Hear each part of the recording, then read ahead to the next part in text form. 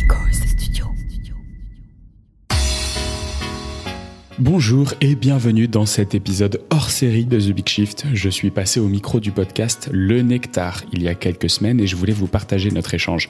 Le Nectar, c'est un podcast dans lequel Alexa Popovic décortique les livres qu'il a lus et c'est passionnant. Et là, gros nouveau challenge pour moi, il m'a demandé de prendre sa place et de parler d'un livre qui m'a marqué, moi. Bon, ça tombe bien, récemment je me suis penché sur le travail de Bruno Latour et son mémo sur la nouvelle classe écologique. Donc je me suis lancé dans le décryptage de sa dernière publication avant son décès fin 2022. C'est ce bouquin qu'il a écrit avec Nicolas Schulz. Alors évidemment, c'est jamais simple de parler au nom d'un philosophe, et surtout lui qui était vraiment connu et très partagé.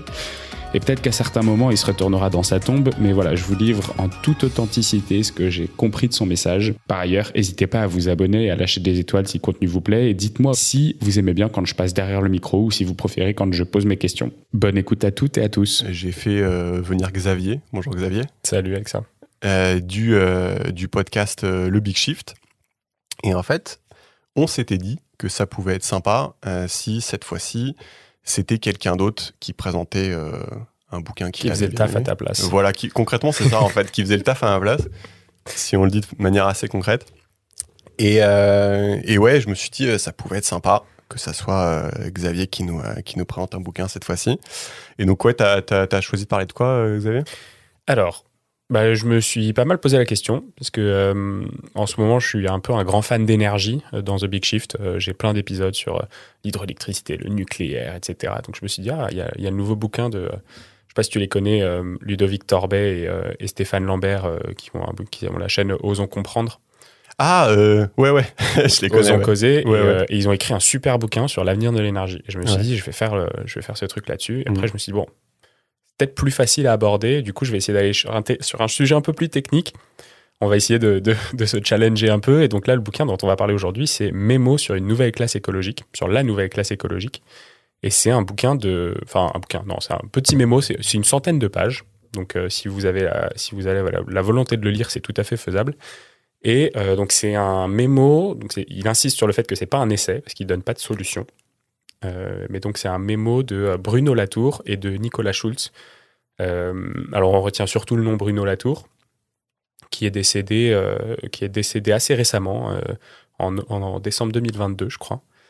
Et donc je trouvais que c'était un bel hommage de parler de son livre aujourd'hui. Et alors qu'est-ce que c'est ? Mémo sur la nouvelle classe écologique, c'est une sorte de critique constructive de ce que les écolos ont mal fait, ou ce qu'on n'a pas encore fait, et qui fait qu'aujourd'hui, la position écolo au niveau politique, au niveau sociétal, est difficile à tenir et n'accueille pas un vrai engouement de la part de la population. Et donc l'idée, c'est de comprendre ce que... Donc il dit c'est à destination des électeurs écologistes, ouais, et des futurs électeurs écologistes. Donc en gros, c'est comment est-ce qu'on fait pour aller convaincre plus de monde que c'est le seul chemin possible pour avoir une société qui soit une société heureuse et qui vive en harmonie avec le vivant. Et juste pour comprendre pourquoi il dit que c'est pas un... Parce que j'ai essayé de regarder un peu, le livre est divisé en 72 points, un truc comme 75, ça. Ouais. 75, alors, ouais. Je serais incapable de te les présenter point par point. Non, mais c'est quoi l'idée, en fait ? Pourquoi il dit que c'est pas un essai ? En fait, ça m'a l'air un peu particulier comme bouquin. En fait, il faut dire que Bruno Latour, c'est un philosophe, un sociologue, un anthropologue, un physicien, un théoricien. C'est aussi le philosophe, selon les Américains, en tout cas, c'est un article que j'ai lu récemment, c'est le philosophe français le plus connu contemporain. Et probablement la plus grosse pointure au monde dans la philosophie française. D'accord. Donc je serais incapable d'aller dans les profondeurs lexicales et sémantiques qu'il utilise quand il parle dans son bouquin. Et du coup, c'est ce qui rend un peu son mémo différent, c'est... Pourquoi est-ce que c'est juste un mémo ? Pourquoi est-ce qu'il ne fait pas un essai ? C'est parce qu'en fait, lui, sa volonté, c'est d'essayer de dire voilà ce qui nous amène aujourd'hui à dire que l'écologie n'a pas la place qu'elle devrait avoir au niveau politique. Ouais.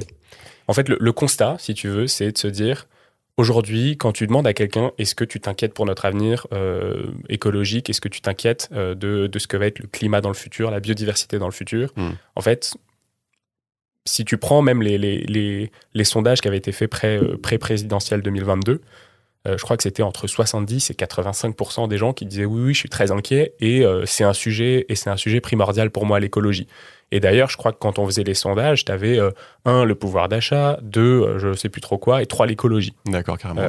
Et donc, ça veut dire que c'est un sujet qui est majeur pour un grand nombre de personnes, la majorité des personnes même. Et pourtant, dans l'urne, on se retrouve avec un Yannick Jadot à 2%. Donc, ça veut dire, tu vois, mais lui, c'est ça qu'il essaye de dire, c'est qu'est-ce qui s'est passé pour qu'il y ait cet écart-là et qu'est-ce qui fait qu'on a et comment, enfin, de quoi on a besoin pour réduire cet écart et pour avoir une idéologie propre à l'écologie. Et juste pour comprendre, parce que là on parle de Yannick Jadot, est-ce que est-ce que la France insoumise dans sa tête ça compte? Parce qu'en fait moi naïvement j'aurais envie d'additionner un petit peu tous les acteurs qui parlent d'écologie et de me faire mon pourcentage comme ça. Alors on est toujours loin des 70% que tu évoques, mais quand tu additionnes tout le monde, ça me paraît pas trop mal déjà. Ouais, alors là on plonge un peu direct dans le vif du sujet de ce mémo. Ouais. En fait, ce qu'il explique, c'est que il y a un gros travail culturel à faire. C'est-à-dire que un des problèmes, et tu le dis, on a tendance à associer l'écologie peut-être à la gauche et aux gauches diverses. Et en fait, ce qu'il dit, c'est qu'il n'y a pas de classe écologique qui se soit démarquée et qui ait je dirais une vision qui soit une vision propre à ces écologistes. C'est-à-dire, en gros, qui sont nos alliés, qui sont nos ennemis, et au niveau politique, ça n'existe pas. Donc en fait, il dit, les écologistes et les écologistes politiques ont manqué d'une certaine fermeté et d'un certain appui de position particulière en disant on revendique ces valeurs et ça, c'est notre groupe. Et donc, en fait, ils sont toujours accolés à des groupes et c'est là où c'est très, très compliqué parce que quand tu parles de socialisme, tu parles d'un mouvement, c'est une hégémonie culturelle, c'est Nicolas Schutz qui parle de ce point-là. Ce sont des mouvements qui existent depuis l'ère industrielle. Donc, tu parles 1820, 1850 et en fait, c'est pour ça qu'il parle de nouvelles classes écologiques, c'est parce que justement, il fait ce parallèle avec ces anciennes classes liées à la production. Donc, tu as la classe libérale et tu as la classe, en gros, ouvrière, si tu veux. Et donc, il prend ces classes-là et il retourne un peu le terme de classe pour revenir un peu au terme classique, un peu marxiste. Et en même temps, il dit, ces classes-là, elles ont mis 100 ans, 150 ans à développer une culture. Et aujourd'hui, la classe écologiste, elle n'a pas ce temps-là. Et donc, c'est pour ça aussi qu'on ne l'identifie pas comme une classe politique à part entière parce qu'elle n'a pas eu le temps de s'imposer comme l'ont eu des classes socialistes ou plus conservatrices. Et juste est-ce qu'on aurait des exemples concrets pour illustrer ça? C'est-à-dire, ça veut dire quoi? C'est-à-dire qu'en gros, quand tu prends, on va dire, tous ceux qui se disent écolos, il va y avoir typiquement des sujets sur lesquels ils ne seront pas d'accord, c'est ça qu'il veut dire? Dans tout ce spectre de la gauche vers la droite, tu as des écolos. Et c'est pour ça qu'ils n'ont pas une classe à part entière. C'est parce qu'en fait, ils font partie de toutes ces classes-là. Et donc, c'est ça qu'il dit, c'est tant qu'on n'aura pas créé une vraie classe où les gens se reconnaissent, ont des valeurs qui leur sont propres et qui les rassemblent et qui les opposent aux autres classes, tu ne pourras pas avoir une émergence d'une politique qui soit majoritaire en écologie. Parce que du coup, tous ces gens-là, tu vois, si tu prends encore cet exemple de toi, tu pars en week-end avec des potes, vous avez probablement le même statut social. Tu vois, les potes avec qui tu... Parce que vous êtes allés, je sais pas, à l'école au même endroit, parce que vous avez eu la même éducation, vos parents étaient amis, ou j'en sais rien, tu vois. En revanche, si tu commences à aller évoquer le sujet du végétarianisme, vous faites partie de la même classe sociale, vous avez les mêmes valeurs. Mais tu vas dire, moi je suis végétarien, vous allez être complètement en désaccord. Tu vas dire, j'ai arrêté de prendre l'avion, vous allez être complètement en désaccord. Tu vas dire... et en fait, du coup, cette opposition, elle n'est plus du tout liée à un marqueur de classe sociale, mais elle est liée vraiment à des valeurs qui ne sont pas encore des valeurs unifiées, uniformisées au niveau de la classe écologique. Et donc, en fait, là où les dirigeants politiques écologistes étaient persuadés que avoir les mêmes informations sur la catastrophe climatique allait être en fait un consensus, bah, c'est beaucoup plus un dissensus. C'est-à-dire que si tu prends l'exemple du nucléaire, hein, qui est basique, tu as la moitié des écolos qui sont 100% nucléaires et tu as la moitié des écolos qui sont 100% anti-nucléaires. Ouais. Et donc, en fait, là, il y a un truc où, quelle que soit ta classe sociale, je dirais traditionnelle, et ben, en fait, on n'arrive pas à créer cette classe écologique qui prendrait le pas sur ces anciens marqueurs. Voilà, tout ça pour expliquer ça. D'accord. Ouais, je pense que je vois ce que tu veux dire. Et d'accord, ok. Je pense que j'ai des questions, mais ça, je te laisse. Si on continue là-dedans, en gros, ce qu'il explique, c'est que c'est la faute des écolos. En gros, ce débat, ce manque de valeurs culturelles propres, c'est parce que et d'ailleurs ce manque d'identification à une classe particulière, c'est parce que les écolos politiques au pouvoir, et d'ailleurs c'est quelque chose qui est très très bien mentionné dans Don't Look Up, et c'est amusant dans ce film-là parce qu'on voit très très bien la critique qu'on fait des médias, la critique qu'on fait des dirigeants, mais ce que les gens ont loupé, c'est la critique des scientifiques qui eux-mêmes font l'alerte. Ça, on n'en a pas du tout parlé, mais en fait, ils ont estimé, et c'est ce que font aujourd'hui les écolos qui sont au pouvoir, ils ont estimé que le fait qu'on ait tous les informations et qu'on se dise « Ok, on est dans le même bateau, voilà ce qui se passe », que ça allait être suffisant pour unir le peuple, tu vois, vers un objectif commun. Et en fait, c'est ça la grosse erreur, c'est que ça n'a pas du tout uni, mais c'est juste que tout le monde a son propre avis, ou alors ou sa propre peur, et en fait, ça n'a pas du tout uni. Et le fait d'être pédagogique, c'est pas suffisant pour unir un peuple vers un objectif commun. En fait, il y a toute cette partie idéologique, si tu veux, nouveau récit, qui prime largement sur cette partie apprentissage et pédagogie de qu'est-ce qui se passe autour de nous. Et mais donc peut-être qu'on est d'accord sur le constat. Mais tu vois, typiquement, il dit c'est la faute des écolos. Mais comment tu ferais concrètement? Imagine, voilà, t'es écolo, tu fais ton parti écolo. Là, tu dois choisir si t'es, allez, on va dire, pour reprendre l'exemple de tout à l'heure, pour ou contre le nucléaire. Faut bien que tu fasses un choix. Et est-ce que tu vas pas fatalement, du coup, ayant fait ce choix, t'aliéner en fait une partie de l'électorat écologique? Enfin, comment tu ferais en fait concrètement? Aujourd'hui, c'est exactement ce qui se passe. Aujourd'hui, EELV, ils sont 100% anti-nucléaires. Et du coup, ils s'aliènent. Et du coup, il y a toute la partie des écologistes qui sont pas anti-nucléaires, qui n'ont jamais voté pour eux. Moi, je pense que le débat nucléaire, c'est une grosse bêtise parce que c'est une grosse parenthèse, hein, mais vas-y. Le rapport RTE Futur énergétique 2050 plus tous les rapports qui sont sortis après ça montrent bien que on est incapable aujourd'hui d'avoir un rythme de développement des énergies renouvelables qui nous permettent d'être complètement indépendants énergétiquement à 2050 et que de toute façon et là je parle même pas de juste aujourd'hui ce que veulent les EELV, c'est fermer à moins de 10 ans toutes les centrales nucléaires qui sont déjà existantes et qui sont en fin de vie. Et ça fondamentalement c'est quand même impossible et même les gens de la filière nucléaire le disent, hein, on sera incapable de produire de retravailler en fait notre projet nucléaire à 10 ans. Donc un peu compliqué d'imaginer un futur énergétique 2050 où la part de l'électricité dans le mix énergétique va augmenter de plus 36 à plus 70% dans les prévisions et en même temps à limiter énormément la part du nucléaire, même si de toute façon il faut que les renouvelables aient au moins 60% dans le mix. Mais... Ouais, là c'est un peu dommage parce qu'effectivement on est d'accord, donc c'est sûr qu'on va pas beaucoup se challenger, mais tu sais moi l'ordre de grandeur que j'ai toujours en tête, c'est, si je dis pas de bêtises, c'est que quand on regarde l'énergie, pas l'électricité, en France, en gros 80% c'est de l'hydrocarbure. Et donc, si tu fais un raisonnement de bonnet un peu et que tu te dis, en fait, c'est quelque chose qu'on va devoir électrifier, en fait, c'est sûr que sans nucléaire, tu pars pas gagnant, quoi. Donc, aujourd'hui, je crois que la consommation aujourd'hui en France, c'est 450 TWh par an.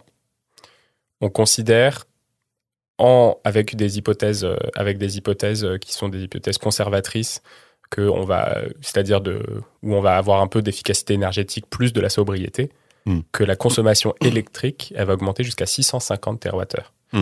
Donc ça, c'est les hypothèses où tout se passe bien et en plus, on est sobre et en plus, on a de la rénovation thermique des bâtiments et en plus, on fait attention à notre énergie. Et donc, en fait, cette augmentation de l'électricité, pour les batteries, pour les transports, pour l'industrie, pour créer de l'hydrogène,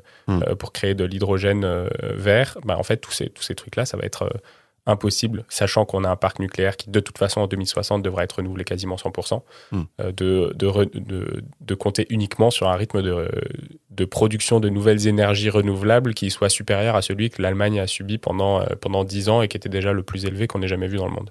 Mais tu vois, c'est marrant parce que tu dis 450 à 650. Tu vois, je retrouve pas mes petits quand je dis quand je vois ces chiffres-là et que je pense à. Je parle de l'électricité, juste. Ouais, mais justement, si tu te dis, en fait, j'ai 80% de l'énergie à électrifier. Grosso modo, il y a des trucs qu'on n'électrifiera pas, mais tu vois, ça donne un ordre de grandeur. Et que là, tu me dis 450, 650, tu vois, je retrouve même pas mes petits. Donc, parce qu'en fait, on n'électrifie pas tout. Ouais, d'accord, c'est ça, en fait. Il y a des usages qu'on n'est pas capable d'électrifier à ce stade. D'accord. Et voilà, mais ça typiquement, c'est un bon exemple par rapport à ce que tu disais tout à l'heure. Donc, ok, bon, là, c'est un peu dommage parce qu'on est tous les deux d'accord, mais ouais, quels exemples d'uniformisation, c'est ça? Non, mais qu'est-ce que tu fais des écolos qui sont pas d'accord, qui vont te dire les déchets, c'est je sais pas combien de milliers d'années? Non, mais en fait, je dis pas, il faut qu'on ait tous le même avis sur la question, si on est écolo, parce que, pareil, dans le socialisme, t'as des franges, t'as des mouvements, t'as des... Ouais, c'est vrai. En revanche, il faut s'accorder sur un socle commun. Et ça n'a pas été fait. Et je pense que c'est surtout ça la remarque principale.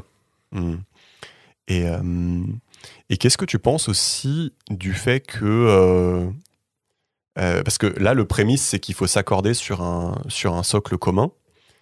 Et en fait, ce à quoi ça me fait penser, c'est que, en fait, aujourd'hui, la manière dont sont faites nos élections présidentielles, c'est que tu as, je sais pas, 13 ou 14 candidats qui vont se présenter. Et finalement, tu as le droit de voter que pour un candidat. Et du coup, tu as une importance prépondérante de faire des alliances, d'essayer d'être cohérent, de pas faire 5 micro-partis pour diluer les voix. Et donc là, en effet, tu te dis, dans un paradigme comme ça, c'est important de s'unifier et d'avoir, je sais pas moi, un seul parti écologique et pas de s'éparpiller. Mais au final, dans les bouquins qu'on a faits, on a eu aussi des gens qui proposaient, qui disaient que c'était pas forcément une fatalité, en fait, qu'on peut aussi faire des systèmes de vote, tu sais, où en gros, je sais pas si tu connais le vote par jugement majoritaire. Ouais. Bon, en gros, pour expliquer rapidement. Le principe de la primaire populaire en 2022, c'est ça? Ça, je connais pas. Le jugement majoritaire, c'est en gros, tu donnes une note à chaque candidat. Ouais, c'est ça. Je vais pas rentrer dans les maths, mais en gros, c'est le fait de noter chaque candidat, ça permet de s'exprimer un peu sur tout le monde, et du coup ça ne pénalise pas ton mouvement quand tu as des partis un peu comme le tien mais un peu différents qui émergent. Est-ce que dans un paradigme à ton avis où on serait dans un système comme ça, où en gros t'es pas pénalisé en étant divisé, est-ce que ce qu'il explique, ça a toujours de la valeur, le fait de devoir s'unifier, de créer une classe écologique, tout ça, tu vois un peu ce que je veux dire? Alors il y a deux choses. La première, c'est qu'ils considèrent que de toute façon, ça va prendre du temps. C'est-à-dire que en fait, les unifications ne sont pas forcément la bonne solution pour véhiculer des idées. En gros, ce qu'ils disent, c'est il faut que tu trouves tes alliés, il faut que tu trouves tes ennemis, et il faut que tu gardes une trajectoire qui corresponde au plus grand nombre de ceux qui t'ont suivi au départ. Après, il dit, et je le disais tout à l'heure, le socialisme, ça a mis 150, 200 ans à s'étoffer. Pareil pour le libéralisme. Mais même si on est au pied du mur au niveau de l'écologie et qu'on se dit en fait il faut qu'on gagne des élections dans 5 ans, en fait c'est un temps qu'on est obligé de prendre, le temps de la bataille culturelle, si tu veux. Comment faire pour faire passer ses idées. Et l'analogie qu'il utilise, c'est tu vas au travail, tu es en retard et tu n'as plus d'essence dans ta voiture. En fait, même si tu es en retard pour aller au travail, tu dois quand même passer à la station-service pour aller mettre de l'essence dans ta voiture. Donc même si ça te retarde, t'es quand même obligé de faire ce chemin-là, tu vois. Ouais, je vois l'analogie, ouais. Et du coup, je trouvais ça assez intéressant. La deuxième chose qu'il dit, et là, du coup, on avance un peu plus loin dans le bouquin, et il parle de qu'est-ce que doit être une politique, et lui, il parle de démocratie écologique. Et ça, c'est un concept qui est assez intéressant, qui repose beaucoup sur la participation citoyenne et sur la décentralisation du pouvoir. Donc là, en fait, on est en train de parler élection nationale, et lui, il est presque en train de dire le type de gouvernance, ça doit être une gouvernance citoyenne au niveau d'un territoire. Et alors lui, ce qu'il appelle un territoire, c'est une zone terrestre dans laquelle il y a des êtres vivants et un environnement. Et en fait, il met l'humain, on a parlé beaucoup d'anthropocentrisme, d'anthropocène, même pour cette ère géologique qui va être marquée par les déchets qu'on a produits.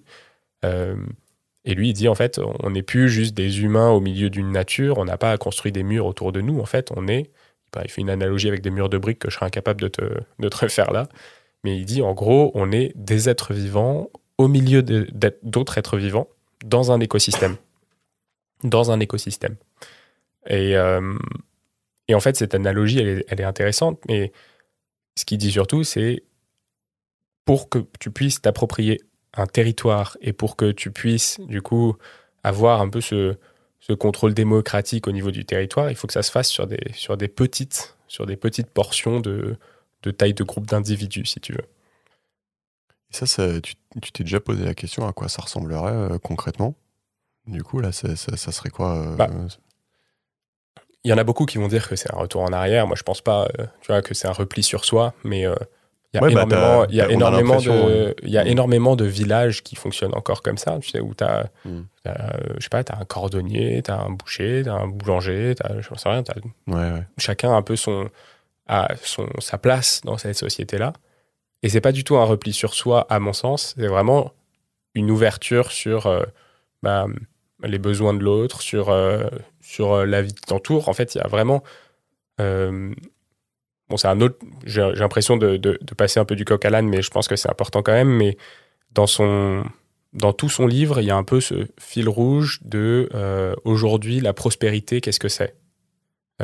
Et en fait, aujourd'hui, on parle beaucoup de liberté, de consommation, de pouvoir voyager, de pouvoir... Et en fait, ce qu'il dit, c'est si on reprend ces définitions et qu'on les remet dans un contexte de cette démocratie citoyenne participative dans des petits territoires, on arrive à transformer ces termes de prospérité dans des termes qui sont beaucoup plus désirables, en fait. Et du coup, en fait, ces communautés sont des communautés ouvertes sur le monde, ne sont pas des communautés repliées sur elles. L'objectif, c'est pas on ne parle pas d'un retour à la bougie, à l'âge de pierre. Et d'ailleurs, il n'est pas du tout anti-technologique, Bruno Latour. Mais ouais, c'est plutôt ce genre de village, si tu veux, qu'on voit dans ces propositions. Ouais, donc en gros, ça voudrait dire que tu redonnes plus de pouvoir aux microstructures et tu laisses plus d'autonomie aux microstructures. Oui, ça, la participation citoyenne. Ouais. C'est marrant parce que ça me fait penser un peu au livre de Philippe Biouy qu'on avait fait qui s'appelait L'âge des low-tech. L'âge des low-tech, ouais. Et il dit un truc qui est vachement bien. Je sais pas à quel point c'est vrai, mais en gros, il se pose la question. Ça m'avait marqué. Tu vois, il se pose la question. Il dit, en gros, quand tu prends en compte tous les jobs en fait qui sont en lien avec la voiture. Et donc, il te fait une espèce de demi-paragraphe où il va te citer tous les trucs, les autoroutes, les stations-service, les assurances, les machins. Et en gros, il dit, en fait, si tu supprimes tout ça, en fait, tu gagnes probablement peut-être 1 ou 2 jours de travail par semaine, parce qu'il fait vraiment un beau demi-paragraphe de trucs qui sont en rapport avec la voiture.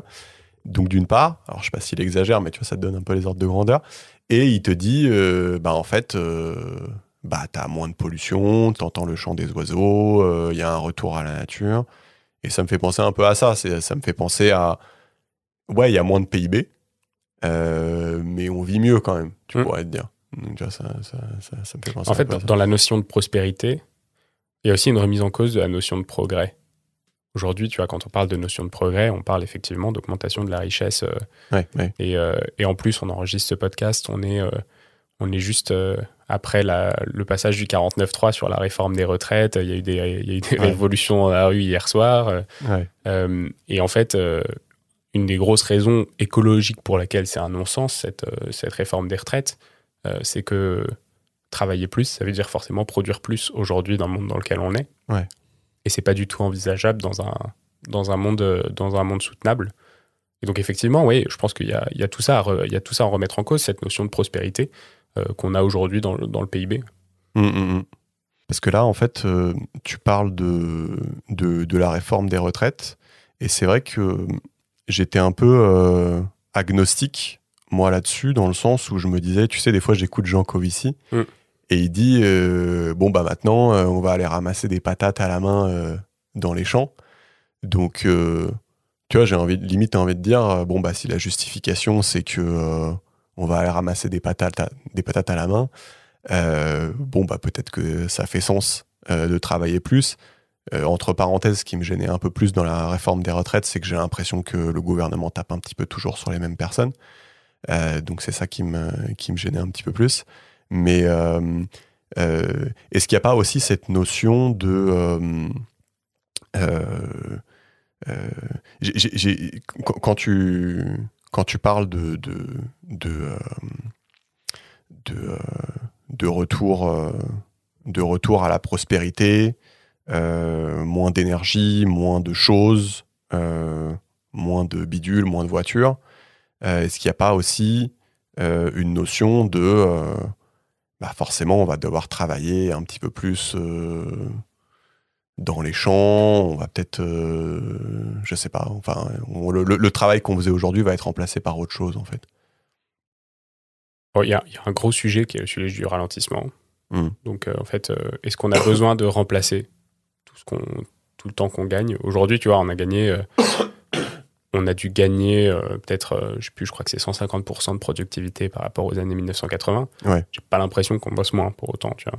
Ouais, ça c'est intéressant.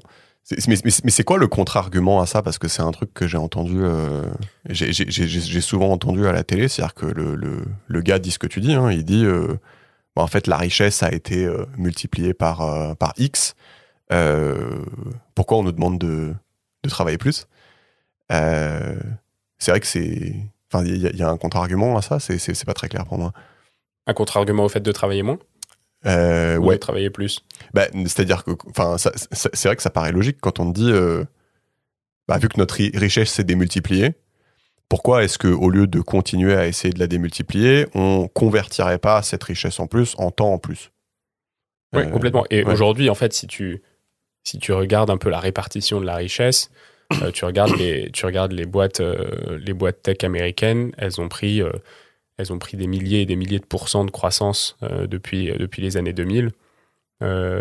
Et ça, c'est essentiellement au profit de quelques. Et on en parlait avec Julien Devorex dans le podcast. Et c'est des mâles blancs de la Silicon Valley qui contrôlent un peu le game des algorithmes qu'on voit un peu partout. Si je reviens du coup sur la partie qu'est-ce qu'on veut, tu vois, en gros, qu'est-ce qu'on veut? Est-ce qu'on veut ralentir? Est-ce qu'on veut... En fait, c'est une histoire d'idéologie encore. Et si on revient un peu à l'idée de Bruno Latour, lui, ce qu'il dit, c'est les écolos, ils n'ont pas réussi à mettre en avant un discours, un récit qui soit suffisamment enviable. Parce qu'évidemment, tu n'as pas envie qu'on te dise... maintenant, tu vas plus utiliser ton tracteur pour aller au champ, tu vas utiliser tes mains pour aller ramasser des patates. Ça n'a aucun sens et il n'y a personne qui ira voter pour quelqu'un qui te dit ça. Et donc, en fait, ils ont vraiment failli à cette mission de créer des récits qui soient des récits enviables et désirables par rapport à ce qu'on fait, le socialisme, sur l'émancipation, sur en fait, vous produisez plus et vous travaillez plus, mais parce que vous aurez une belle voiture, vous aurez une belle maison. Et en fait, tout ça, c'est des choses qui ont été ancrées, mais qui peuvent se défaire. Après, très difficile de modifier une construction de pensée qui est une construction quasiment mondiale aujourd'hui. Et ça, ça va prendre du temps, c'est sûr. Et là-dessus, il n'a pas de réponse. Mais du coup, quand tu dis est-ce qu'il faut ralentir et est-ce qu'il y a des effets pervers, bah, peut-être qu'il y en a. Aujourd'hui, je sais pas trop. Mais j'ai l'impression que, tu vois, en tout cas, à titre perso, quand j'arrive à prendre du temps pour moi et à ne pas travailler, ça me va bien aussi. Ouais, ça te va, ouais. Toi, tu bosses à 4/5e, Ouais, donc ouais. Je pense que tu comprends un peu ce point-là. Oui, moi je suis partisan de. Mais ouais, mais en fait, si je comprends un peu ce que tu dis, c'est que oui, en effet, peut-être qu'on va plus ramasser des patates à la main. Mais en fait, il y a sûrement une manière de le tourner pour faire comprendre aux gens que ça peut être enviable, en fait. Parce que si tu travailles dans les champs avec des potes, si t'as pas les voitures à côté, si c'est pas pollué à côté, si t'as plus de temps pour toi, si t'as moins de travail aussi, aliénant. Et il y a aussi si on reprend encore le truc des patates, aujourd'hui, en France, par exemple, on produit des patates, mais on doit en manger peut-être 5% sur le territoire. On produit des patates pour le monde entier, tu vois. On ramasse les patates pour les autres. Aujourd'hui, quand on parle d'agroécologie, puisqu'on est sur ce thème-là,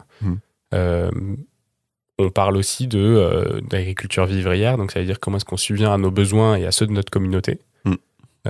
Et en fait, aujourd'hui, peut-être qu'on peut produire, 50 fois moins de patates sur le territoire français et subvenir aux besoins des populations qui sont locales. Et peut-être que ça suffit. Tu vois, je sais pas, j'avance une hypothèse, mais dans l'histoire de l'agroécologie, aujourd'hui, ce que me disait Perrine Hervé-Gruyer, que j'ai interviewé il y a 2 mois, c'est que 80% des céréales qu'on cultive en France, elles partent à l'étranger, elles partent pas à côté, elles partent loin. Donc il y a quand même aussi un truc sur qu'est-ce qu'on veut comme type de mondialisation, qu'est-ce qu'on veut comme type d'échange, qu'est-ce qu'on veut comme... oui, d'accord, ouais. Donc c'est un peu... Et effectivement, en fait, on remet un système mondial en place. Et c'est ça qui est compliqué aussi dans cette histoire, parce que là, on dit les écologistes ont failli à leur mission de récit collectif, de récit enviable. C'est vrai pour la France, mais c'est vrai pour tous les autres pays aussi. En fait, aujourd'hui, il y en a aucun, je pense, qui a été capable de créer cette dynamique. Ouais. Non, c'est clair. Et je pense qu'en fait, maintenant, je commence à voir un peu ce que tu voulais dire, et du coup, ce que Bruno Latour voulait dire, c'est que il y a un travail de rendre enviable le fait de décompresser, d'avoir moins de choses, de rendre ça enviable. En fait, c'est un truc qui n'a pas été fait. Et c'est vrai que quand j'écoute la France Insoumise ou les Verts, c'est pas quelque chose qui a l'air de transparaître dans leur discours. C'est comme s'ils disaient on va être écolo, mais on va garder nos bidules et nos machins. Donc c'est peut-être que je vois un peu ce que tu veux dire. Ouais. C'est-à-dire que c'est pas ils ont pas réussi à transformer ça en quelque chose en un nouveau discours. Ouais. Et dans les partis traditionnels, il y en a. Je pense qu'une des raisons pour lesquelles il y a beaucoup d'écolos qui ne se reconnaissent pas dans l'écologie politique, c'est qu'il n'y en a aucun dans l'écologie traditionnelle. Je crois que les premiers à parler de sobriété, on n'est pas encore à parler de décroissance ou de post-croissance, mais les premiers à parler de attention sobriété, c'était cette année. C'était ELV, c'était cette année. Mais, oui, c'est vrai. Mais dans de cette année 2022, quoi. Oui, mais c'est pas du tout un terme dans les partis traditionnels qui a été utilisé. Et on parle, la France insoumise compris, on parle de croissance verte, parce qu'on a besoin de ça pour le pouvoir d'achat. Et d'ailleurs, c'est un des points qui est majeur dans le bouquin de Bruno Latour, c'est que quand tu parles préoccupation en français, ils vont te dire, ok, pouvoir d'achat, ils vont te dire taux d'emploi, et ils vont te dire environnement. Et là, il dit, hop, là, ça y est, c'est déjà terminé. Parce qu'en fait, tu as mis environnement dans une case. Et environnement, ça veut rien dire. Tu vois. Et ce qu'il dit, c'est, tu dois pouvoir aujourd'hui mettre dans pouvoir d'achat, le pouvoir d'achat, c'est complètement quelque chose, qu'est-ce que je vais acheter comme nourriture ? C'est complètement quelque chose qui est lié à l'écologie. Qu'est-ce que j'achète comme type de nourriture ? Avec quoi je nourris mes enfants ? Est-ce qu'elle vient de loin ? Est-ce qu'elle vient de proche ? Etc. Donc ça va dans pouvoir d'achat. C'est est-ce que j'ai une voiture ? Est-ce que j'ai un vélo ? Est-ce que... tu vois, tous ces trucs-là, c'est des notions qui sont des notions profondément écologiques aussi. Dans la partie taux d'emploi, en fait... Qu'est-ce qu'on va avoir comme emploi dans la transition écologique, énergétique, agricole. En fait, tous ces trucs-là, c'est des sujets, et c'est des sujets qui sont profondément écologiques. Et quand tu rajoutes en fait une case, est-ce que vous êtes perturbé, ou inquiet sur les sujets environnement, il dit c'est déjà terminé. Tu as perdu le combat idéologique sur la bataille culturelle de l'écologie, parce que c'est devenu un sujet à part et qui vient derrière d'autres sujets économiques de préoccupation. Oui, d'accord. C'est-à-dire que je veux avoir mon pouvoir d'achat. C'était quoi le deuxième truc que tu avais dit ? C'était le taux d'emploi, je crois. Le taux d'emploi. Je veux avoir mon pouvoir d'achat. Je veux pas qu'il y ait de chômage. Et derrière, s'il y a des fleurs, à la rigueur, c'est joli, quoi. Exactement. Ouais, d'accord. Oui, il faut un programme pour planter des arbres, quoi. Mais en fait, ça se limite. C'est trop siloté pour que ce soit compréhensible, si tu veux. Et je sais pas pourquoi ça me fait penser à un truc aussi. Je regardais, tu sais, il y avait eu des gars qui avaient... alors qu'est-ce qu'ils avaient fait ? Ils avaient repeint l'Élysée en orange ou un truc comme ça. Je sais pas si tu te souviens de cet événement-là. C'est Extinction Rébellion. Là. Extinction Rébellion. C'était l'hôtel de police, je crois. Voilà. Ah, c'est ça, c'était l'hôtel de police. Ouais. Et ils étaient passés sur C8, là, chez Cyril Hanouna pour expliquer leur truc. Et donc, ils expliquaient, OK, voilà, il y a une urgence écologique, on a fait ça. Nous, le truc qu'on veut faire, c'est rénover les bâtiments. Donc, ils poussaient vraiment ça. Et les réactions sur le plateau, c'était énormément de ça sert à rien. Ça dessert la cause. Parce que non, c'est pas ça. Mais oui, on peut en parler en effet, mais c'était pas ça mon point. Il y avait beaucoup de réactions qui disaient ça sert à rien parce que de toute façon, les Chinois et les Américains, ils vont rien faire. Et pour moi, ça montre vraiment la profonde incompréhension du truc, dans le sens où, pour reprendre l'exemple, si tu rénoves tes bâtiments, en gros, tu deviens robuste à des pénuries d'hydrocarbures qui vont arriver. Et même en étant égoïste, c'est cool, tu vois. En gros, tu peux avoir chaud chez toi. Si t'étends le truc à la mobilité, tu peux te déplacer et les territoires sont réorganisés pour que tu aies accès à tout ce dont tu as besoin, même quand il n'y a pas d'essence. En fait, c'est comme si les gens avaient en tête dans environnement que en fait, ils n'ont rien à y gagner. Je sais pas si tu vois ce que je veux dire. Ouais. C'est marrant, hein ? Ouais. Aujourd'hui, le combat écologique est clairement vu comme un combat de contrainte et comme du brimage de liberté. Et de toute façon, en fait, rien ne m'empêchera de prendre l'avion parce que vous êtes vraiment que des connards d'écolo et votre seul but, c'est de faire en sorte qu'on puisse pas prendre les avions. On n'a aucune action chez SNCF. C'est parce que, on n'a aucun plaisir d'ailleurs à dire ça sur les réseaux régulièrement en pointant du doigt. Et ce que tu dis, c'est intéressant. C'est un des 12 discours de l'inaction climatique qui est créé par une université anglaise, je ne sais plus laquelle, et qui a été repris par Bon Pote. De toute façon, la France, c'est 1% des émissions, ou de toute façon, c'est pas à nous de bouger avant, c'est aux États-Unis et aux Chinois. Ouais. Parce que eux, regardez, c'est 5%, c'est 6% des émissions, nous, c'est que 1%, donc on est des champions. En fait, ça s'appelle le whataboutisme. Le whataboutisme, en français, c'est le aquabonisme. En fait, c'est pourquoi est-ce que moi je devrais faire des efforts si les voisins ils en font pas. Et ça, déjà, c'est complètement contre-productif parce qu'évidemment, à ce stade, tout le monde se regarde. C'est un Mexican stand-off où tout le monde se regarde dans les yeux avec les flingues sur les côtés en se disant c'est toi qui vas bouger, c'est toi qui vas bouger. Allez, on reprend. Et en fait, si tu prends tous les gros secteurs, si tu prends l'aviation, c'est 4% des émissions de gaz à effet de serre. Si tu prends l'agriculture, c'est 14% des émissions de gaz à effet de serre. Si tu prends la Chine, c'est 25% des émissions de gaz à effet de serre, mais c'est quand même eux qui produisent la majorité de nos biens pour le monde entier. Oui, on n'a pas le droit de compter comme ça. On compte pas trop comme ça. Ouais. Si tu prends, j'en sais rien moi, les transports, c'est tant de pourcents de gaz à effet de serre. En fait, tu vas jamais avoir un truc qui va être le grand méchant qui produit tous les gaz à effet de serre. Tu vas juste avoir une somme de secteurs qui vont être entre 1 et 4% et qu'il faudra tous réduire d'un coup et tous ensemble parce que sinon on s'en sort pas.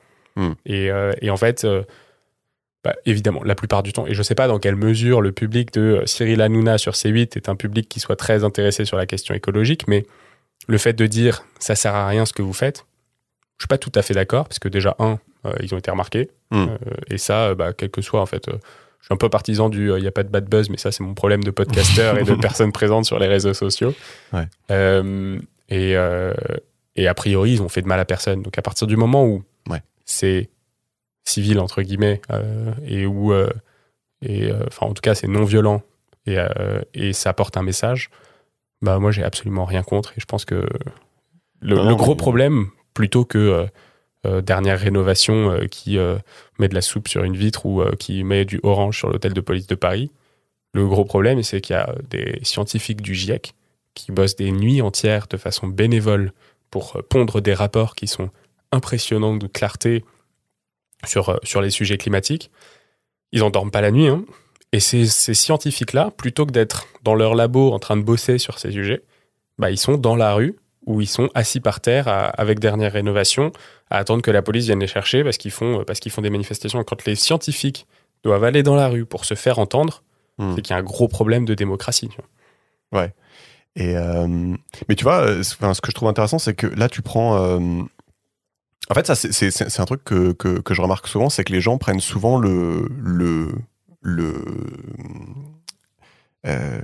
les problèmes environnementaux par la lorgnette du changement climatique. Ouais. Et en fait, dans le bouquin Les limites à la croissance, en fait, il y a 2 scénarios catastrophes qui se répondent un peu l'un l'autre. C'est le scénario effondrement par pollution. Donc, c'est en gros, tu pollues trop et donc, du coup, tu as un effondrement. Et ça, c'est le scénario du réchauffement climatique, puisqu'on considère ça comme une pollution.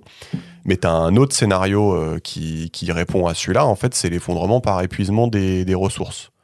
Et si tu veux, les deux, je crois qu'ils ne s'engagent pas trop sur les probabilités des deux. Peut-être que s'ils réécrivaient le livre aujourd'hui, ils pourraient donner des précisions.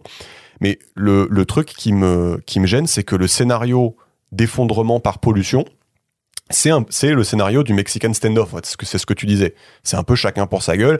Et si, à la rigueur, moi, je fais quelque chose et les autres, ils font rien, à la rigueur, il va rien se passer et donc je le fais pas. Et donc, c'est un scénario qui sert un peu à rien pour moi. C'est de le pousser. Tu pourrais être un peu pessimiste et dire, moi, pousser ça pousse à l'inaction. Alors que le deuxième scénario, qui est l'effondrement par les ressources, en fait, là, tu sors du Mexican standoff et juste tu te dis, en fait, moi, j'ai tout intérêt à rendre mon pays adapté à une certaine sobriété, adapté à certains manques de ressources. Faut que je commence à habituer les gens à avoir un petit peu moins, à aller moins loin, à avoir besoin de moins, à réparer leurs trucs, tu vois, et tout ça, c'est, quelque part, ça pourrait être purement égoïste, en fait. Il n'y a pas besoin d'être quelqu'un d'altruiste pour mettre ça en place dans ton pays, tu vois. Et c'est marrant que c'est quelque chose... je sais pas si t'es d'accord, c'est cette façon d'avancer les choses est moins souvent avancée que l'autre façon qui est l'effondrement par pollution. Tu veux dire le fait de dire le bénéfice apporté, le bénéfice égoïste apporté par le fait de faire des choses de façon plus simple, enfin de faire les choses bien. Ouais, et j'ai l'impression, tu vois, ouais, je vois.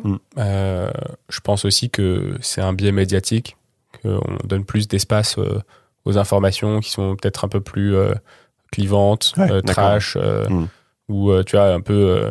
tu vas forcément faire un buzz si tu casses du sucre sur le dos de quelqu'un, alors que si tu dis quelque chose qui est de façon plus positive, qui est plus mesurée, ou qui est plus pédagogique, ou qui est plus en profondeur, tu auras peut-être moins d'espace médiatique qui ira sur ce sujet-là. Je pense que ça fait partie des choses que Bruno Latour, d'ailleurs, dit dans son bouquin. Il y a un manque clair de vision et de prise de position dans l'espace public de la part des écolos sur les sujets qui leur sont chers. Tu vois. Ouais. Et après, sur la partie vision positive, vision collapsologiste, il y a quand même beaucoup de gens qui travaillent là-dessus. Moi, j'avais eu Arthur Keller dans le podcast, mais il y a presque 2 ans maintenant, il y a au moins 2 ans même. Donc, ce sera compliqué de te redire précisément ce qu'il disait, mais en gros, lui, son travail, c'est de travailler sur les nouveaux récits.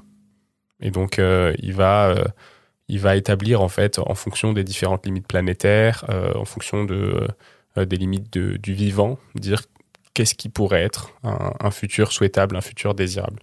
Et sont ces gens-là, je pense, qui construisent ce qu'on pourrait... Enfin, tu vois, les futurs qui pourraient être développés. Et lui, il se base évidemment à chaque fois sur des rapports scientifiques pour écrire ce qu'il dit.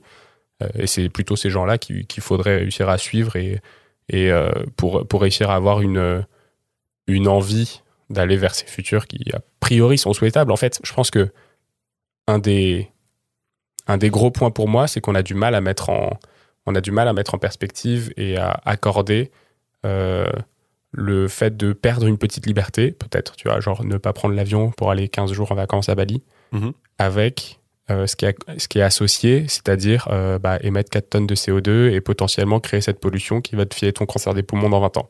Il y a une grosse différence de temporalité qui fait que c'est hyper difficile d'accepter d'arrêter de faire des actions aujourd'hui pour avoir une vie qui pourrait éventuellement être mieux pour mes enfants dans 50 ans. Et cette histoire de court-termisme, c'est vraiment ce qui marque la difficulté à faire avancer, tu vois, des sujets sur le long terme. Et d'ailleurs, c'est aussi un des problèmes de notre démocratie aujourd'hui. On avance de quinquennat en quinquennat et pas vraiment aujourd'hui, tu vois, tous les plans sont à 2050. C'est très difficile et ça fait depuis 2015, depuis la COP 21 en 2016 que les plans sont à 2050. Donc en fait, quand tu as des plans qui sont à 35 ans devant toi, et que tu vas repousser probablement quand tu vas t'en approcher. Tu parles de long terme, mais tu vois, j'ai l'impression que il y a pas mal de trucs, on a envie de sortir de la mouise assez rapidement, tu vois. Enfin, si déjà il y a commencé à y avoir des tensions sur le gaz, ou même, tu vois que les carburants, ça commence à coûter cher. Probablement que ça n'a pas été évident d'électrifier tout si tu veux remplacer ça par des voitures électriques, que tu vas avoir des problèmes sur les matières premières. Tout ça, c'est des trucs, c'est pas si long terme que ça, tu vois, de se dire, moi, en fait, concrètement, je suis citoyen, j'ai envie de pouvoir aller travailler, d'avoir une mobilité pour aller travailler, comment on se réorganise pour que ça fonctionne. Je sais pas si c'est si long terme que ça, tu vois. C'est la théorie du mur à se prendre à 130 à l'heure, en fait. Ouais, c'est vrai. On a énormément de difficultés, et ça, c'est humain, à imaginer ce qu'on voit pas et à imaginer. Donc aujourd'hui, tu vois, c'est facile de dire, regardez, sur le graphe de 1880 à 2020, la température sur le globe a augmenté de 1,24 degrés. Vous imaginez ce que c'est 1,24 degrés? Non, franchement, j'en ai aucune idée. Alors, si tu te dis, entre l'ère industrielle et aujourd'hui, en fait, la Terre, elle a augmenté d'1,4 degré. 1,4 degré, c'est quand tu passes de 37,5 à 39 de fièvre. Comment tu te sens quand tu es à 39 de fièvre? Là, tu vois, si tu commences à mettre ce genre d'analogie, les gens, ils commencent à comprendre, tu vois. Ouais. Et donc, 39 de fièvre, clairement, tu te sens pas bien. Et je sais plus du tout où je voulais en venir, mais c'était intéressant. Non, ce que j'essaie de te faire dire un peu, c'est que moi, j'avais l'impression qu'il y a... Parce qu'en fait, on parle de classe écologique et de réinventer les discours en fait fédérateurs. Et moi, j'ai l'impression que le discours fédérateur, c'est le discours de la limite par les ressources, et c'est le discours du court terme, en fait. Mais ça, c'est le discours pédagogique. En fait, c'est les limites, c'est facile. Non, c'est hyper difficile, mais tu vois, aller dire, on a décimé 60% de la population des vertébrés en 40 ans. On a décimé, je sais pas quel pourcentage de la biodiversité totale en je sais pas combien de temps. En 2050, il y aura plus de poids de plastique et de déchets dans l'océan que de poissons. C'est des chiffres, en fait, tu vois. Mais réussir à transformer ça en récit actionnable et qui soit enviable, c'est ça qui est le plus compliqué. Et aujourd'hui, tu vois, tu dis, ce qui nous lie, c'est ces faits qu'on connaît. Mais en fait, justement, c'est ce qui...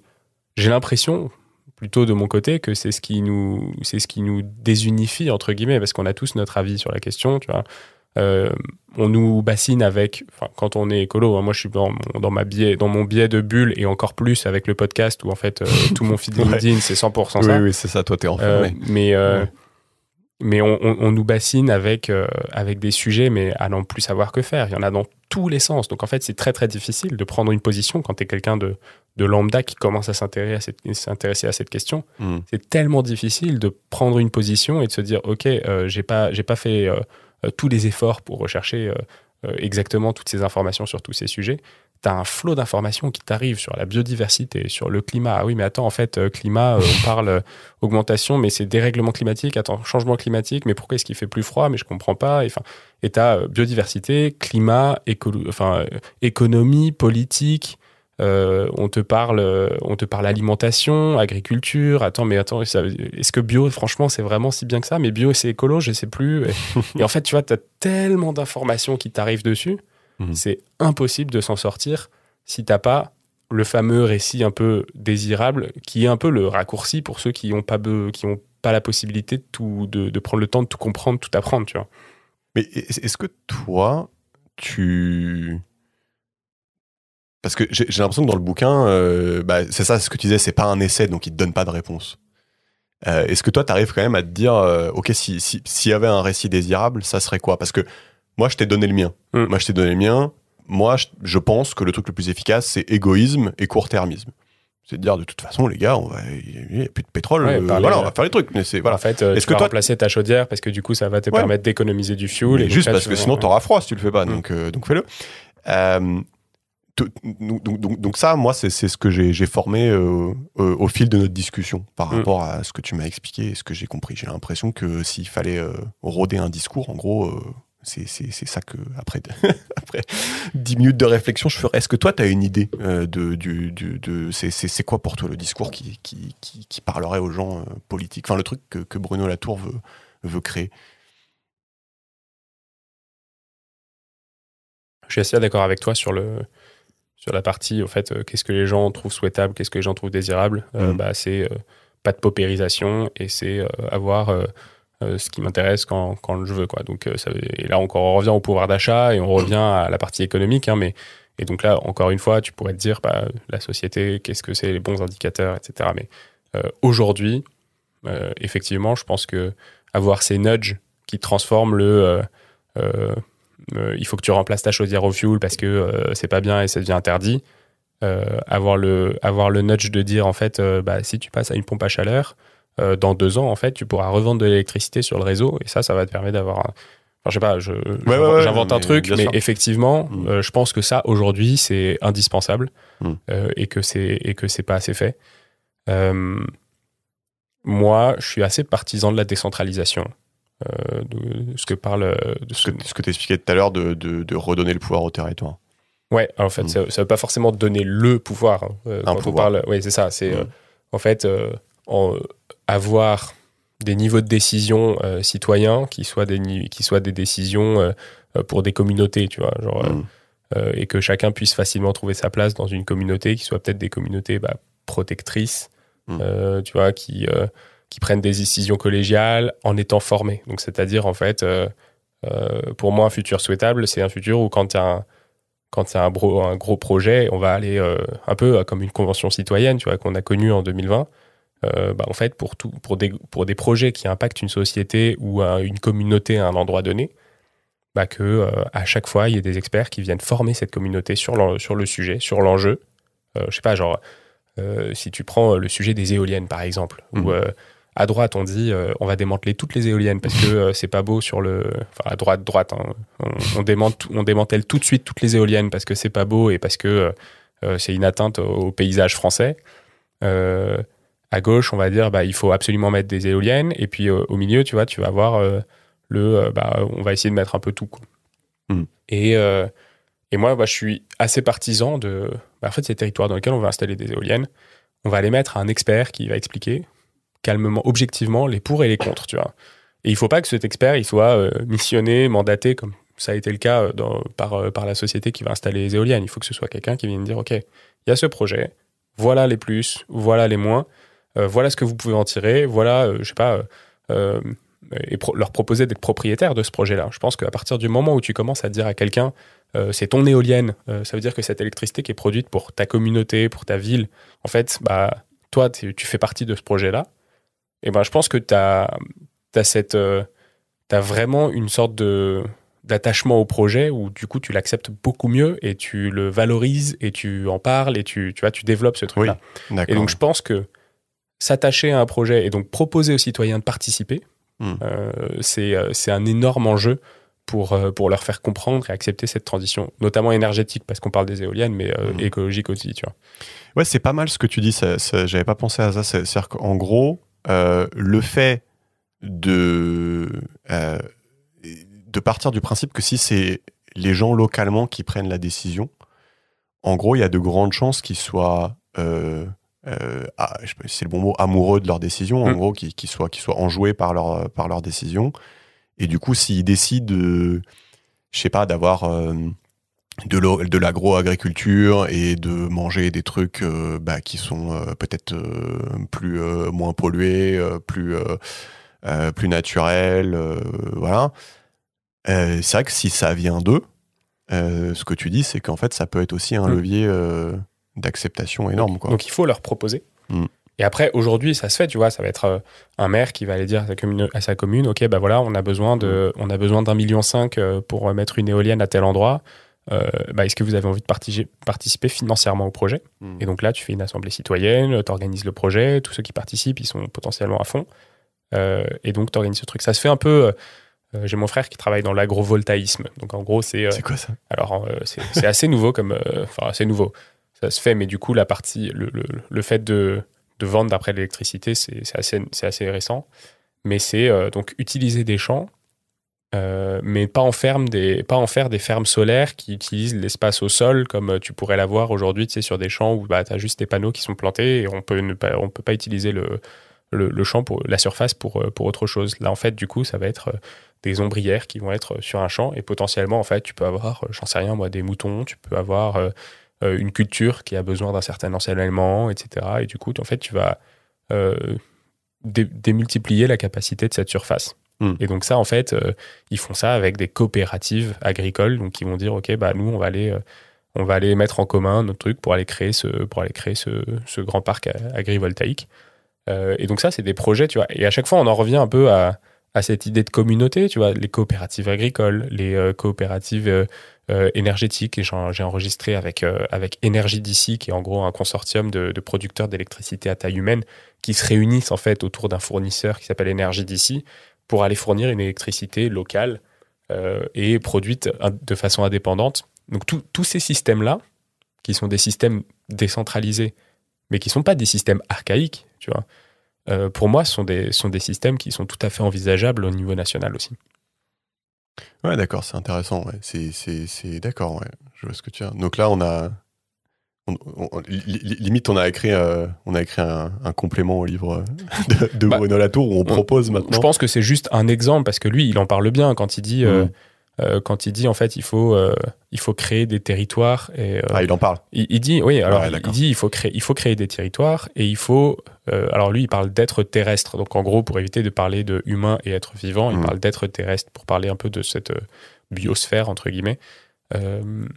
Et il dit en fait les humains doivent prendre possession, et quand je dis prendre possession, ça veut pas dire genre être au milieu d'eux, mais ça veut dire comprendre leur entourage, comprendre les êtres vivants qui vivent avec eux, mais ils doivent prendre possession de leur territoire. Et ce territoire, ils doivent être en mesure de le gérer par eux-mêmes. Parce que évidemment, quand tu vis à Paris et à l'Élysée, tu sais pas trop ce dont la ville de Neuillac a besoin dans le 6-2. La réflexion que je m'étais faite aussi dans les limites à la croissance, faut pas se moquer si c'est débile, hein, mais j'avais jamais pensé avant, c'est que en fait dans le monde d'avant, si tu pars du principe que les ressources sont infinies, et je pense qu'en gros dans le monde d'avant on avait le droit de dire ça, on pouvait appliquer une sorte de règle, à la rigueur, si Bernard Arnault il fait plus 5% de richesse cette année et que tous les autres fait plus 2, plus 3, à la rigueur, tu vois, faut pas être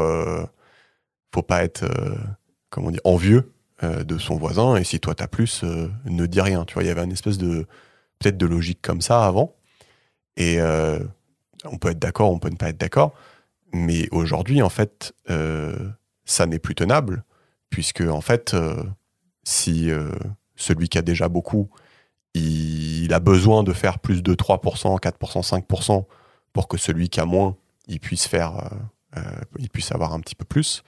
En fait, en termes de ressources, en termes de flux physique, c'est quelque chose qui ne colle plus.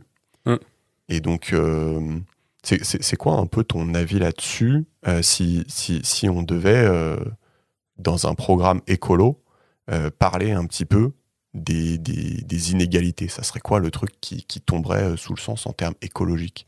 Tu vois un peu où je veux en venir? Aujourd'hui, le constat, c'est qu'il y a quand même une augmentation des inégalités. Alors, on a une réduction des inégalités au niveau national en France. Sauf qu'il me semble que les stats sont un peu faussés parce qu'en fait, on dit que le pouvoir d'achat des Français a augmenté de 1,6%. Mais en fait, ça veut dire que, évidemment, si tu augmentes ton salaire de 3 000 à 3 200, ton augmentation, elle est plus faible que la personne qui a augmenté de 1 000 à 1 100, enfin à 1 050, tu vois, en pourcentage. En revanche, en valeur absolue, tu auras quand même augmenté plus ton salaire. Donc en fait, ce que ça veut dire quand tu dis 1,6%, ça veut dire quand même que le pouvoir d'achat des gens les plus riches a plus augmenté que le pouvoir d'achat des gens les plus pauvres. Donc il y a quand même un problème de ce côté-là au niveau des... Moi, je suis très... on peut remettre en question les chiffres qui sont donnés. Et du coup, je pense qu'il y a effectivement des problèmes de répartition des richesses. À côté de ça, je suis entrepreneur, j'ai ma boîte et j'ai quand même... donc j'ai un peu je sais pas si c'est une dissonance cognitive, mais j'ai quand même un peu les deux côtés de cette pièce-là. En disant, effectivement, on a une société, et d'ailleurs c'est quelque chose que j'ai pas dit, mais qui est dans le livre de Bruno Latour. Hein.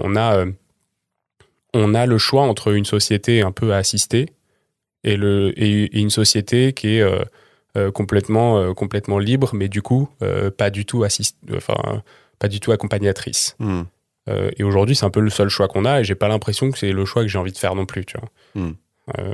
Donc quand tu dis qu'est-ce que tu penses de la répartition des richesses, qui est un peu le fond de la question, a priori, ma réponse, elle serait quand même assez proche de ce qu'on a dit tout à l'heure, c'est-à-dire que je sais pas si on va me taxer de communiste, hein, mais si la répartition, elle va, tu vois, genre des coopératives, et que ce sont des gens qui sont dans ces coopératives-là, mais du coup, en fait, peut-être que ces richesses, elles doivent revenir à des communautés. Moi, je suis pas hyper partisan de toute la partie donner des parts dans ta boîte à tes salariés, tous ces trucs-là. Je pense que je me verserai jamais un salaire qui sera vraiment supérieur. Aujourd'hui, d'ailleurs, je suis pas le mieux payé dans ma boîte, hein. Mais du coup, je pense que je me verserai jamais un salaire qui sera 15 fois ou 20 fois supérieur à celui des alternants de ma société, je pense. Donc, a priori, je suis plutôt pour une répartition relativement égale. Je crois pas vraiment, en tout cas, je crois pas au ruissellement, comme on nous en a parlé pendant longtemps. Mais du coup, question difficile parce que j'y ai jamais vraiment réfléchi, mais je suis plutôt pour une répartition égale. Si on parle de revenu universel, je suis a priori pour un soutien des jeunes au moins. Ça, je pense que ça me paraît important, un soutien financier des jeunes. Mais j'ai pas plus d'avis que ça sur la question. Ouais, en fait, mon approche un peu naïve, c'est de me dire que quelqu'un de très très riche, c'est quelqu'un qui va mobiliser beaucoup de flux physiques et beaucoup de ressources. Et donc, dans un monde où le gâteau est fini, en fait, ça a une réelle incidence sur les autres. Et c'est plutôt comme ça. Je suis resté de façon très monétaire, moi. Oui. Ouais, tu vois, mais c'était ça un peu En fait, j'essayais de le lier en fait à des problématiques écologiques. En fait. Dire juste, en fait, est-ce que c'est faisable dans le nouveau monde? C'est clair qu'aujourd'hui, il y a une grosse partie des dirigeants, des grands dirigeants d'entreprise, même des influenceurs. En fait, ça dépend. C'est pas uniquement le grand capital et les grands dirigeants d'entreprise. Hein. Il y a beaucoup de personnes. Aujourd'hui, par exemple, l'aviation, c'est 75% une aviation de loisirs, et ça représente même pas 5% de la population mondiale qui se paye ce loisir-là. Ça, clairement, c'est quelque chose qui est absolument pas soutenable. Et, par exemple, et du coup, effectivement, ces personnes-là qui en bénéficient, ils ont l'impression qu'on leur ôte leur liberté. Et après, très difficile, et c'est ce qu'on disait un peu tout à l'heure, tu vois, genre, très difficile de faire le lien direct pour eux entre la liberté qu'on leur ôte et le bienfait que ça donne pour des gens qui n'ont pas accès à ce loisir-là, et qui en même temps si on coupe le loisir, eux, ils auront peut-être un air moins pollué, ils auront peut-être pas la sécheresse ou la pollution, la sécheresse supplémentaire l'année prochaine, ils auront peut-être pas les pénuries d'eau dans 2 ans. Et du coup, en fait, difficile pour ces gens-là. Eux, ils ont vraiment juste l'impression qu'on leur dit, bah non, tu prends plus l'avion parce que tu l'as trop pris. C'est en fait, de quel droit tu me dis ça? Parce que c'est trop loin, c'est tellement difficile d'imaginer ce que ça peut être, en fait, juste quand tu fais ton petit aller-retour, de se dire, bah en fait, surtout quand nous, on est dans l'hémisphère nord, en fait, les premiers touchés, c'est pas vraiment nous. Donc, hyper compliqué de voir cette différence, mais effectivement, je pense que aujourd'hui, l'objectif, c'est d'ailleurs, c'est un objectif pour la planète, il faudrait que chaque personne soit à 2 tonnes de CO2 équivalent, en gros, en émissions annuelles. Si on compte les émissions historiques, c'est-à-dire tout ce que nous, on a produit depuis les années 1800, etc., il faudrait que les Français ils soient à moins que ça pour compenser pour tout ce qu'on a fait pendant des dizaines et des centaines d'années. Aujourd'hui, on est à 5 fois ça en France, ils sont à presque 10 fois ça aux États-Unis, donc clairement, c'est pas juste avec de l'efficacité énergétique et des voitures à hydrogène qu'on va solutionner ce problème-là. Et il y a un énorme travail de changement des mentalités. Et le changement des mentalités, je pense que c'est le travail le plus complexe et le plus long à faire parce que il faut transformer du coup ce que tu penses être bien, ce que tu penses être une réussite, ce que tu penses être de la prospérité, tout ce que tu veux. Xavier, merci beaucoup. Est-ce que tu veux rajouter quelque chose J'espère que ce bouquin de Bruno Latour vous aura. Il est pas aussi long que ça à lire. En vrai, il y a c'est grandes. Là, on a suivi des grandes infos. Bon, il est un peu philosophe, donc il y a certaines phrases qui sont un peu alambiquées. Mais son acolyte Nicolas Schultz le tempère un peu. Mais c'est un petit bouquin d'une centaine de pages qui se lit très bien. Donc, je vous invite à le lire. Et si vous avez surtout d'autres questions sur toute la partie écologique, moi, j'ai un podcast avec plus de 85 épisodes qui s'appelle The Big Shift. Qui est vachement bien. Et dans lequel on parle vraiment de tous les grands silos de ce dont on vient de parler, en parlant de politique, d'énergie, d'alimentation, de tout ce qui fait qu'on a une société qui peut éventuellement réussir sa transition écologique. Donc, n'hésitez pas à aller écouter ce podcast-là. Vous le trouvez sur votre plateforme d'écoute. Et si ça vous plaît, vous mettez des étoiles, comme vous pouvez le faire pour le Nectar. C'est ça, ouais. Donc moi, je recommande vraiment The Big Shift. C'est vraiment vachement bien. J'ai déjà fait pas mal d'épisodes. C'est vrai. Et t'as un préféré d'ailleurs? Est-ce que j'ai un préféré? Ouais, peut-être. Il y en avait un sur l'agroécologie, mais c'est parce que c'est un peu mon dada. C'est pas, voilà, c'est très perso. On a eu la championne de ça en plus sur le podcast Perrine Hervé-Gruyet. Ouais. Mais tu vois, c'est les goûts et les couleurs après, mais c'est parce que c'est un peu mon dada. Et oui, et c'est vrai que j'ai essayé de le lire un petit peu le bouquin avant que tu arrives. J'ai eu un peu de mal, ouais, c'est un peu aride. C'est pour ça, je me suis peut-être lancé dans un truc un peu compliqué. J'espère que ça aura pas été trop décousu. Et je vous promets, sur mon podcast, c'est pas moi qui réponds aux questions, donc c'est vachement plus simple parce que c'est des gens qui savent ce qu'ils disent. Non, mais c'est cool. Et j'ai bien aimé le fait de tu vois, en gros, c'est ce que tu disais au début, c'est pas un essai, donc il répond pas, il donne pas de réponse. Et j'ai bien aimé le fait qu'à un moment, on se soit lancé dans vas-y, on va essayer de proposer des trucs, tu vois, on va essayer de répondre et de se creuser un petit peu. Donc c'était cool. Trop bien. Bon, merci. Salut, ciao. Ciao.